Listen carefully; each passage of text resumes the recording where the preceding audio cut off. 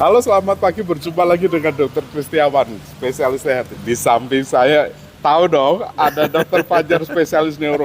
Kebetulan Dokter Kris ada di Balikpapan. Ya. Mumpung ada ahlinya nih, jadi saya mau nanya.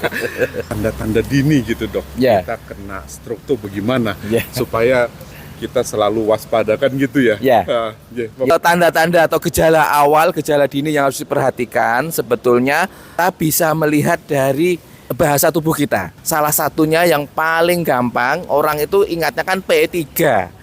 P3 itu pelo, perot, sama parese. Parese itu artinya lumpuh. Nah, 3 ini adalah gejala awal yang orang sudah paham ini sebetulnya stroke.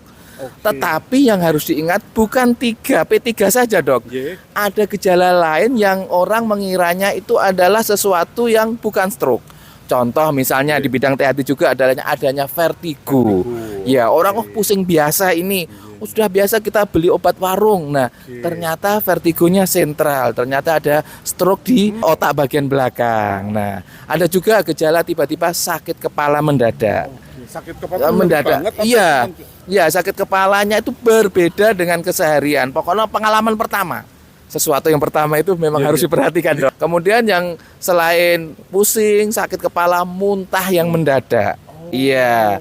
Jadi muntahnya itu kadang kita sebut namanya proyektil, tanpa didahului mual dulu. Nah, dan yang kedua yang dilupakan adalah sifatnya mendadak, Dok. Yang sesuatu mendadak itu harus kita perhatikan. Kalau pakai singkatan dari luar negeri namanya FAST, ya. FAST itu atau ditambahi sekarang BIFAST. Nah, balancing sama I. Balancing tadi ya antara vertigo sama sakit kepala dan gangguan mata. Ya, jadi kalau BIFAST, E-nya itu eye, jadi tiba-tiba matanya kabur. Ingat itu ada stroke di mata. Jadi dari definisi AHASA selain di otak, sekarang ditambah dengan stroke di mata sama stroke di spinal atau di tulang belakang.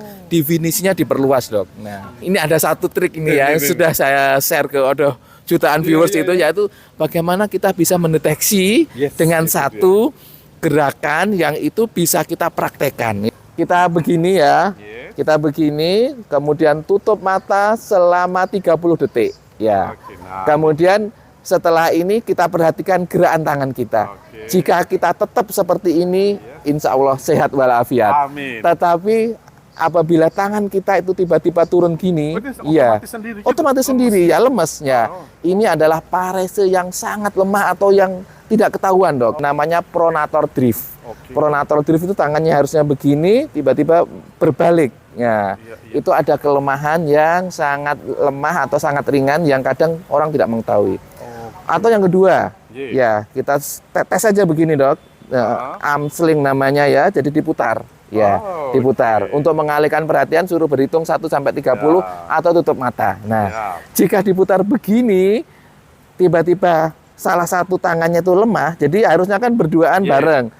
Nah, tiba-tiba tangan kanannya memutarin, berarti tangan kirinya ada kelemahan. Nah, kalau ada tanda ini, ikut, jadi diputerin atau salah satunya diputerin. Jika ada tanda seperti ini, tidak usah menunggu lama, apalagi mendadak, segera ke emergensi. Kita ada golden period kurang dari 4,5 jam, kita melakukan trombolisis, ya, khususnya untuk stroke sumbatan, untuk dibobol sumbatannya dengan obat yang sudah di-cover sama BPJS. Nah, itu dia. Jadi ingat-ingat, boleh diulang-ulang apa yang sudah di-sharekan oleh Dokter Fajar.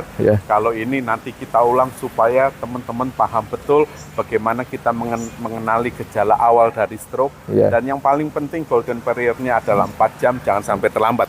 Karena kalau kita biarkan malah jadi makin susah lagi, Dok. Gitu.